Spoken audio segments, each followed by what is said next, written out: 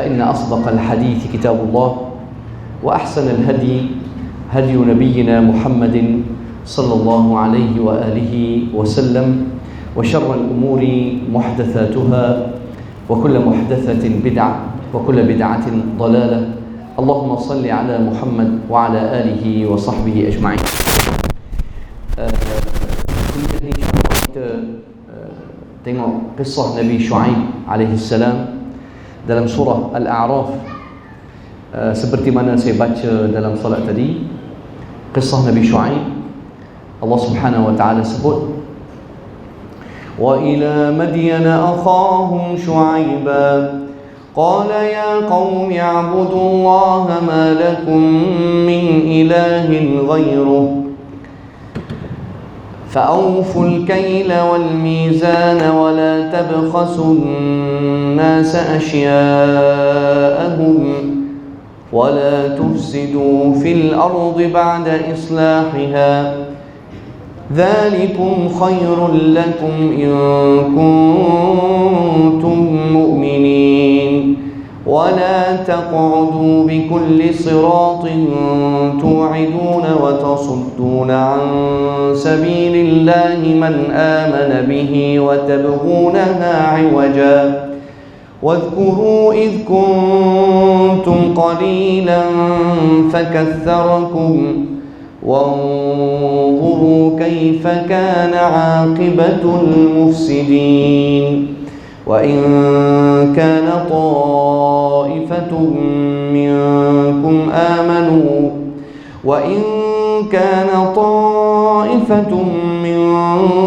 آمنوا بالذي أرسلت به وطائفة لم يؤمنوا فاصبروا حتى يحكم الله بيننا وهو خير الحاكمين قال الملأ الذين استكبروا من قومه لنخرجنك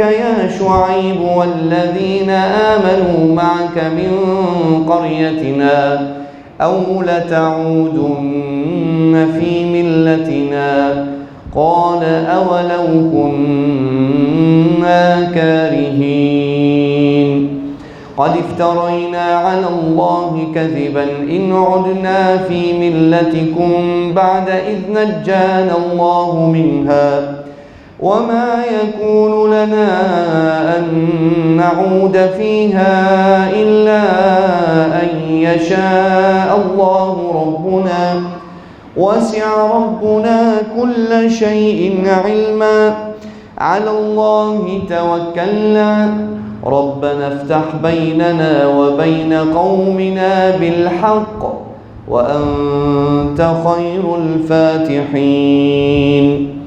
Saya baca daripada ayat 85 sampai 89. Nah, kisah Nabi Shu'aib, ujian Nabi Shu'aib AS, ujian yang besar. Taban, seperti setiap Nabi, tugas utama Nabi adalah at-tauhid, mengajak manusia untuk sembah Allah Subhanahu wa taala. Tengok, setiap Nabi, kalau kita baca surah Al-A'raf, setiap Nabi Allah Subhanahu wa taala cerita perkara yang sama. Mulai Nabi Nuh alaihi salam, وَلَقَدْ أَرْسَلْنَا نُوحًا إِلَى قَوْمِهِ فَقَالَ يَا قَوْمِ اعْبُدُوا اللَّهَ مَا لَكُمْ مِنْ إِلَهٍ غَيْرُهُ يَا قَوْمِ اعْبُدُوا اللَّهَ مَا لَكُمْ مِنْ إِلَهٍ غَيْرُهُ. Sama juga dengan Nabi Hud alaihi salam yang diutuskan kepada kaum Ad. Sama juga dengan Nabi Saleh alaihi salam yang diutuskan kepada kaum Thamud. Sama juga Nabi Shu'aib alaihi salam yang diutuskan kepada kaum Madian. Taban, negeri Madian ni yang terletak di Jordan. Madian di selatan Jordan, ada satu tempat dipanggil Madian, dan juga di situlah Nabi Musa alaihissalam melarikan diri daripada kezaliman Firaun. Sebab tu Allah Subhanahu wa taala sebut dalam surah Al-Qasas, walamma warada ma'a madyan wajada alaihi ummatan minan nasi yasqun. Taban Madyan ni ada tempat air, ada telaga, ada sungai.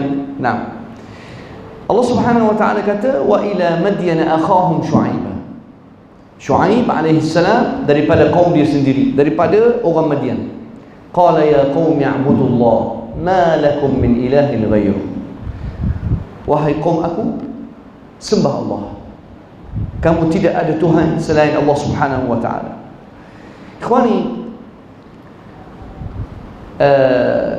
mungkin kita ni memahami perkataan sembah dalam bentuk ataupun dalam gambaran hanya sujud ataupun salat. Sebenarnya al-ibadah bukan hanya salat, doa. Sebenarnya doa pun adalah ibadah. Doa yakni meminta dengan Allah Subhanahu wa taala. Doa termasuk juga kita panggil al-istighathah wal isti'anah, mesti hanya dengan Allah Subhanahu wa taala. Sebab tu minta maaf kalau saya kata orang yang tak faham kalimah tauhid kadang-kala boleh masuk dalam masalah syirik.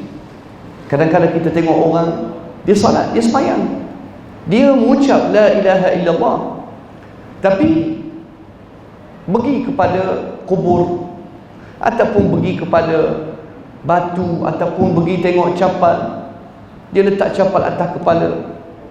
Sebenarnya ikhwani, at-tauhid yang sebenar bila kita sebut la ilaha illallah, la ilaha illallah maksudnya tiada Tuhan yang patut disembah, didoa melainkan Allah. Hatta perkataan doa kita panggil ya. Betul tak? Orang kita panggil apa? Wahai. Hatta perkataannya tak boleh melainkan ya Allah. Ataupun kita doa dengan nama Allah Subhanahu wa taala. Ya Qawi, ya Aziz, ya Ghaffar, ya Qahhar. Kita minta dengan Allah Subhanahu wa taala. Dan itulah isu paling besar di antara ahli tauhid dan ahli bid'ah. Kerana mereka sebut la ilaha illallah, tetapi bila mereka nak meminta, mereka kata tidak ada masalah meminta dengan perkara lain sebagai perantara. Orang musyrikin di zaman Rasulullah sallallahu alaihi wasallam, sebelum Rasulullah sallallahu alaihi wasallam hidupkan balik dakwah tauhid, Allah Subhanahu wa taala sebut وَالَّذِينَ اتَّخَذُوا مِن دُونِهِ أَوْلِيَاءَ مَا نَعْبُدُهُمْ إِلَّا لِيُقَرِّبُونَا إِلَى اللَّهِ زُلْفَى. وَالَّذِينَ اتَّخَذُوا مِن دُونِهِ, Allah Subhanahu wa taala kata dalam surah Az-Zumar, أَلَا لِلَّهِ الدِّينُ الْخَالِصُ وَالَّذِينَ اتَّخَذُوا مِن دُونِهِ أَوْلِيَاءَ. Ada jenis manusia dia mengambil wali, dia percaya kepada wali ataupun percaya kepada habib, percaya kepada ulama yang dah mati. Bila ulama dah mati, dia ada kepercayaan bahawasanya ulama yang mati ni lepas dia meninggal dia ada kuasa, ataupun kubur dia boleh bagi berkat. Sebenarnya ini satu amalan syirik jahiliyah, kawan. Sebab tu Allah Subhanahu wa taala kata walladzina ittakhadhu min dunihi awliya. Mereka kata ma na'buduhum, kami tak sembah illa liyuqarribuna ila Allahi zulfa. Kami hanya bila nak doa kepada Allah, kami pergi kepada orang saleh, kubur dia, supaya doa kami cepat diterima oleh Allah. Dia kata kami tak sembah kubur, tapi kami menggunakan kubur orang saleh sebagai perantara. Itu adalah syirik. Subhanallah. Kaum Nabi Shu'aib, wallahu a'lam, mereka percaya dengan satu pokok. Kalau saya tak silap, mereka lah ashabul aikah, wallahu a'lam. Mereka ada satu pokok yang besar. Mereka percaya pokok ini boleh bagi manfaat ataupun boleh bagi mudarat. Maka mereka bila nak minta dengan Allah, mereka akan pergi menghadap pokok. Ada satu hadis rawahu Imam Abu Dawud wa Tirmidzi, hadis sahih rawahu Imam Ahmad min hadis Abi Waqid Al-Laythi radhiyallahu anhu. Kisahnya, ada kisah menarik dalam hadis ini, ada kisah yang sangat menarik. Dia kata, kharajna ma'a Rasulillah sallallahu alaihi wasallam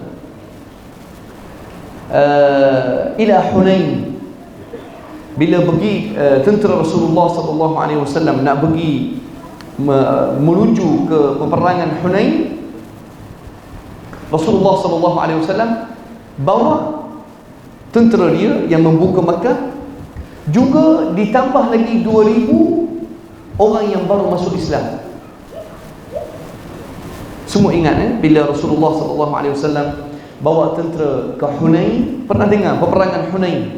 Allah Subhanahu wa taala sebut, wa yawma Hunain idh a'jabatkum kathratukum falam tughni 'ankum shay'an wa dhaqat 'alaykumul ardu bima rahabat thumma wallaytum mudbirin. Wa yawma Hunain, peperangan Hunain boleh katakan termasuk dalam sejarah kerana Rasulullah SAW bawa tentera yang paling ramai ketika itu, 12,000.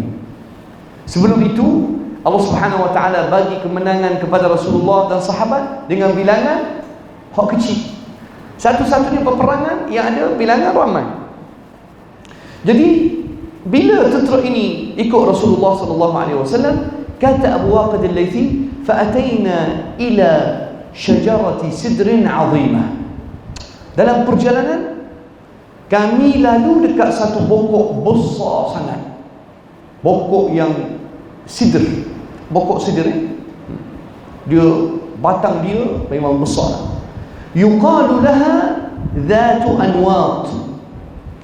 Pokok ini dipanggil, ada nama dhatu anwat. Pernah dengar tak hadis ni? Hadis sahih rawahu Imam Ahmad wa Abu Dawud wa Tirmidzi. Pokok yang tentera Rasulullah sallallahu alaihi wasallam lalu dekat situ, pokok ini dipanggil Dhatu Anwat. Nah,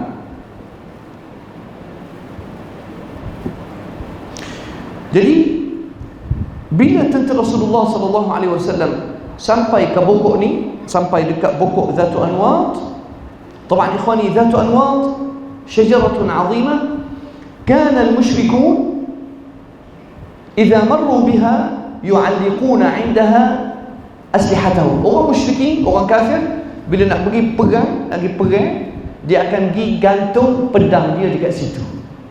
Sebab apa? Sebab apa digantung pedang dia? Dia gantung pusuk ni, anak panah pedang dia ke apa, dia letak situ. Sebab apa? Dia ambil berkat. Subhanallah. Tengok amalan jahiliyah. Jadi bila tentera Rasulullah sallallahu alaihi wasallam lalu kat situ, ada orang yang masih lagi baru masuk Islam, tak tahu. Faqalu ya Rasulullah, ij'al lana dhata anwat kama lahum dhatu anwat. Maka orang yang baru masuk Islam ataupun yakni orang ni kan 2,000 yang baru masuk Islam dengan Rasulullah, mereka kata, ya Rasulullah, boleh tak buat untuk kami satu pokok sama seperti orang kafir dulu ada pokok Dhatu Anwat. Kami nak juga. Sebab mereka percaya lagi bahawasanya boleh gantung senjata kat situ dapat berkat. Faqalu ya Rasulullah, ij'al lana dhata anwat kama lahum dhatu anwat. Ya Rasulullah, kami nak juga pokok serupa, pokok dhatu anwat. Ya Rasulullah, kami nak juga. Maka Rasulullah sallallahu alaihi wasallam kata, wallahi laqad qultum kama qalat banu Israil li Musa, ya Musa ja'al lana ilahan kama lahum aliha. Rasulullah SAW kata, demi Allah, kamu sebut perkataan yang sama apabila Bani Israel minta dengan Nabi Musa nak juga berhala bila tengok kaum lain ada patung-patung disembah. Dalam Quran ada kan, Allah Subhanahu Wa Taala baru selamatkan Bani Israel daripada kejahatan Firaun. Baru Allah Subhanahu Wa Taala tenggelamkan Firaun di dalam laut. Allah Subhanahu Wa Taala sebut, وَجَاوَزْنَا بِبَنِي إِسْرَائِيلَ الْبَحْرَ فأتوا على قوم يعكفون على أصنام لهم قالوا يا موسى اجعل لنا إلها كما لهم آلهة قال إنكم قوم تجهلون. Nabi Musa AS baru bawa Bani Israel selamat tepi laut ya, baru Firaun baru tenggelam. Allah Subhanahu Wa Taala menghapuskan Firaun. Tiba-tiba Bani Israel jumpa satu kaum hak sedang sembah dan minta dengan patung. Maka Bani Israel kata apa? Kata Bani Israel kepada Nabi Musa, qalu ya Musa ja'al lana ilahan kama lahu alihah. Ya Musa ja'al lana ilahan. Ya Musa, kami nak Tuhan juga macam pokok ni ada Tuhan. Allahu Akbar. Baru Allah Subhanahu Wa Taala selamatkan kamu. Baru saja. Yang hapuskan Firaun siapa? Allah. Sebab tu ikhwani, apakah sikap paling buruk Bani Israel? Sikap mereka percaya kepada kebendaan, tidak percaya kepada Allah Subhanahu Wa Taala.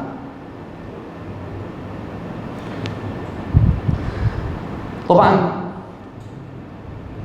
jadi Rasulullah SAW bila dengar permintaan kaum dia, Rasulullah kata, wallahi laqad qultum kama qala qaum Musa li Musa, ya Musa ij'al lana ilahan kama lahum alihah. Kemudian Rasulullah SAW qala, innaha sunan, itulah lumrah manusia, la tarkabunna sanana man kana qablakum, kamu akan ikut cara orang sebelum kamu. Maksudnya dalam umat Islam pun ada manusia yang tak nak terus doa kepada Allah, nak mesti melalui kebendaan, nak patung hak ni. Wallahi ikhwani, saya kenal ramai orang di kampung saya, ramai orang rumah dia penuh gambar Habib. Gambar Habib. Saya kata kat dia, apa letak gambar ni? Rasulullah SAW qala, la tadkhulul malaikah baitan fihi suratun an kalb. Rasulullah SAW kata, malaikat tak akan masuk rumah ada gambar ataupun anjing. Malaikat tak masuk. Tak masuk. Oh, apa kata gitu? Abacik, dia panggil saya abacik. Apa kata gitu? Gambar ulama ni. Saya kata, Rasulullah SAW melarang. Hatta Rasulullah SAW nak masuk bilik Aisyah, Aisyah beli langsir, bukan, beli bantal. Aisyah beli bantal untuk Rasulullah SAW. Tapi dalam bantal ni ada sikit lukisan. Rasulullah SAW tak masuk bilik Aisyah, sehingga Rasulullah tegur, wahai Aisyah, malaikat tak masuk rumah ni. Maka Aisyah koyok bantal, dia buat lansir pula supaya gambar tidak tercantum. Dikoyok. Bayangkan, lukisan pun malaikat tak masuk. Banyak hadis sebenarnya. Tapi bila kita tegur orang, apa letak gambar ni? Dia kata, kita boleh ingat Allah bila tengok gambar ulama. Ni, kita nak ingat Allah, nak tengok muka ulama, apa tak boleh ingat Allah tegur. Itulah kebinasaan kaum Nabi Nuh. Mereka ada 5 orang saleh: Wad, Suwa', Yaghuth, Ya'uq, Nasra. 5 orang saleh ni bila mereka mati, 5 orang salih bila mati, kaum Nabi Nuh AS sedih sangat. Dan mereka jadi nak supaya ingat jasa dan bakti 5 orang salih, mereka buat kubur. Lepas tu letih nak pergi kubur setiap hari, dia buat patung kecil, letak patung ni kat rumah, teringat. Nak ingat Allah, tengok gambar orang salih. Apa? Kita ingat Allah bila baca Quran. Kita ingat Allah bila salat, betul tak? Sebab tu ikhwani, kesesatan berlaku bila ada perantara. Tak sebenarnya. Sebab tu dakwah Nabi Syuaib. Wa ila Madyana akhahum Syuaiba qala ya qaumi i'budullah ma lakum min ilahin ghairuh فأوفوا الكيل والميزان ولا تبخسوا الناس أشياءهم. Satu lagi masalah kaum Syuaib, mereka tipu dalam pertimbangan. Bila jual beli, dia tipu. Dia bila nak jual kat orang, dia kurangkan, apa dipanggil, kurangkan timbangan. Bila dia nak beli, dia kurangkan pula, tambah hak dia. Fa'awful kaila wal mizan wala tabkhasun nas asya'ahum. Jangan jatuhkan nilai harga barang. Dia panggil al-bakhs. Al-bakhs yani bila orang nak jual benda kat kita, kita kata barang demo ni tak boleh bakar, tak sedap, tak comel. Jadi orang tu pun rasa Allah, kualiti barang dia ni jatuh supaya harga dia murah. Ini antara perangai kaum Nabi Syuaib. Wala tabkhasun nas asya'ahum ولا تفسدوا في الأرض بعد إصلاحها ذلكم خير لكم إن كنتم مؤمنين ولا تقعدوا بكل صراط توعدون وتصدون عن سبيل الله من آمن به وتبغونها عوجا. Antara perangai kaum Nabi Syuaib, perompak. Dia sekat jalan. Wala taqudu bi kulli siratin tu'iduna wa tasuddun. Dia bila tahu ada orang nak pergi kat Nabi Syuaib, dia tak akan bagi dia sampai. Dia sekat. Bila orang nak pergi kenal Nabi Syuaib AS, mereka sekat. Sebab tu Allah kata wala taqudu bi kulli siratin tu'idun wa tasudduna an sabilillahi man amana bih wa tabghunaha 'iwaja. Ikhwani, musuh Allah di mana-mana. Apa jua, orang bukan Islam, orang kafir, ahli bidah, apa jua, dia ada dua cara untuk sekat dakwah tauhid. Dua. Yang pertama, tengok, wala taqudu bi kulli siratin tu'iduna wa tasudduna an sabilillah. Dia sekat dulu. Lepas disekat, dia tahu manusia tetap nak cari kebenaran. Dia akan buat apa? Wa tabghunaha 'iwaja. Disekat jalan yang benar, dia akan buka jalan hak selewing, hak simpang kita panggil, hak jalan kita panggil hak belok. Kita panggil jalan awaj, apa? Tariqun awaj, jalan hak banyak apa panggil? Lengok. Ayuh, nam. Barakallahu fiik Ustaz. Jalan lengok, banyak lengok banyak selekong. Sedangkan ikhwani, dakwah Islam ni mudah sangat. Jalan dia straight je. Quran, sunnah, amalan sahabat, para tabi'in, as-salafus salih. Habis cerita. Sebab tu tengok dalam surah Al-A'raf ikhwani, wallahi surah yang hebat. Allah Subhanahu wa taala sebut perangai musuh Allah ni, tengok ahli api neraka. Allah kata apa? Tengok ni. Kalau tak silap ayat 40 lebih, 42. ونادى أصحاب الجنة أصحاب النار أن قد وجدنا ما وعدنا ربنا حقا فهل وجدتم ما وعد ربكم حقا قالوا نعم فأذن مؤذن بينهم اللعنة الله على الظالمين. Ahli syurga, bila dalam syurga ditanya ahli api neraka, adakah kamu jumpa apa yang Allah janji betul-betul? Mereka kata ya. Ahli api neraka jawab. Kemudian akan ada satu malaikat melaungkan al-la'natullahi 'ala zalimin. Siapa orang zalim? alladzina yasudduna an sabilillah, sekat jalan dakwah. Yang kedua, wa yabghunaha 'iwaja, tak nak jalan hak straight, nak jalan hak lengok-lengok. Wa hum bil akhirati hum kafirun, dan mereka tak percaya hari akhirat. Mereka tak yakin, ataupun mereka kata lambat lagi hari akhirat, hari pengadilan lambat lagi. Maka kita boleh buat di dunia, kita sekat. Ikhwan ni kalau katakan disekat, yani sekat dakwah tauhid di dunia, di akhirat ada. Baik, apakah dugaan Nabi Syuaib AS diugut untuk dihamba? Sebab tu saya suka kisah Nabi Syuaib. Tengok ayat berapa, kalau tak silap ayat 80. Tengok ayat dia. قال الملأ الذين استكبروا من قومه لنخرجنك يا شعيب. قال الملأ الذين استكبروا من قومه لنخرجنك يا شعيب والذين آمنوا معك من قريتنا أو لتعودن في ملتنا. قال أولو كنا كارهين. قال الملأ الذين استكبروا من قومه. Golongan yang takabur, yang sombong di kalangan kaum Nabi Syuaib, mereka kata, lanukhrijannaka ya Syuaib, kami akan hamba engkau keluar. Dan siapa-siapa hak demo-demo ni hak percaya dan beriman kepada engkau, sekali kami nak hamba keluar.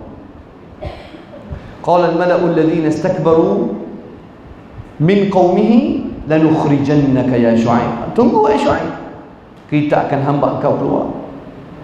Lanukhrijannaka ya Syuaib walladzina amanu ma'ak, dan mereka yang beriman dengan engkau sekali kami nak hamba keluar.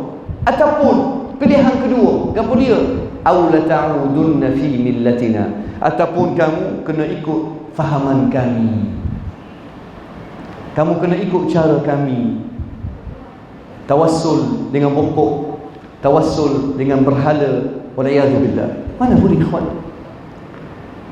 Kita kalau nak minta, minta dengan Allah. Kan Rasulullah SAW dalam hadis Mu'adz, qala ya Mu'adz, idh ista'anta fasta'in billah. Kalau minta tolongan, minta tolong dengan Allah Subhanahu wa taala. Subhanallah. Dan ada satu hadis ikhwani, hadis yang sangat indah, rawahu al-Imam al-Bukhari. Rasulullah SAW duduk dengan Abu Hurairah. Abu Hurairah radhiyallahu anhu kata, ya Rasulullah, ya Rasulullah. Nah, kejap saya tengok hadis ni sangat indah. Nah,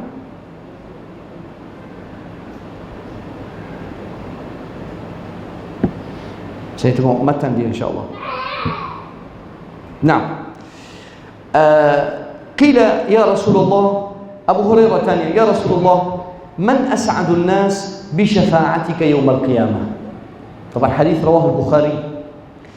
Siapakah manusia yang paling bahagia dengan syafaatmu ya Rasulullah? Siapa yang paling untung?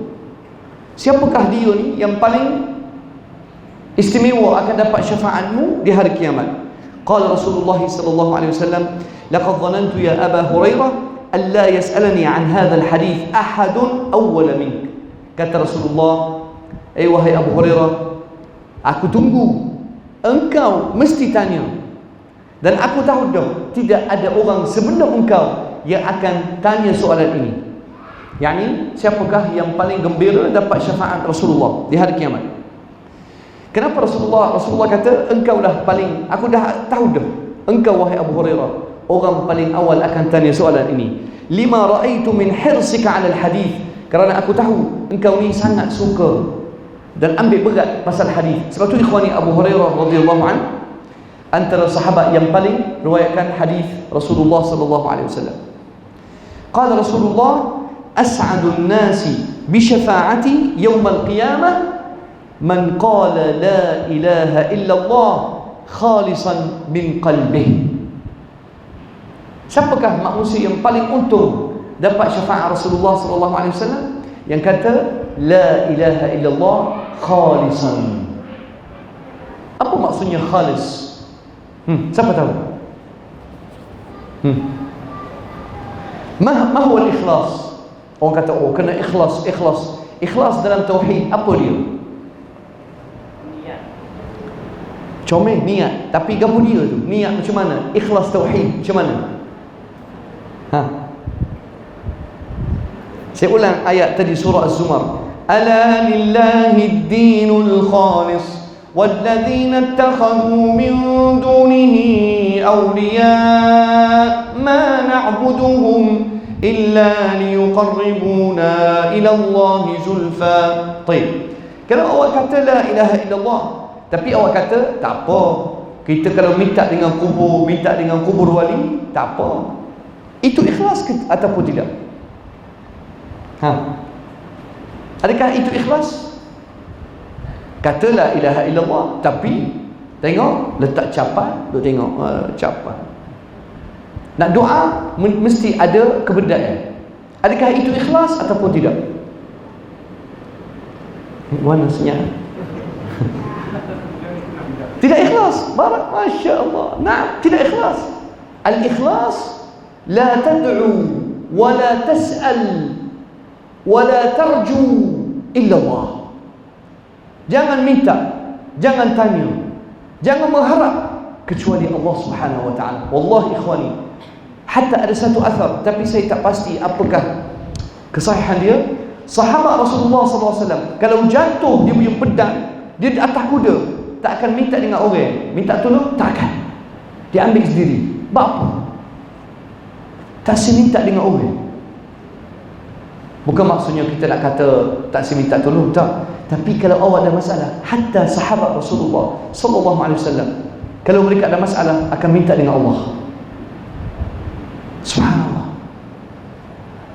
Ada satu hadis, last kali insya-Allah, insya-Allah. Tak sepanjang, tak sen. Nanti orang boring, cuba cabut lari, tak sen. Ustaz, insya-Allah. 10 minit lagi.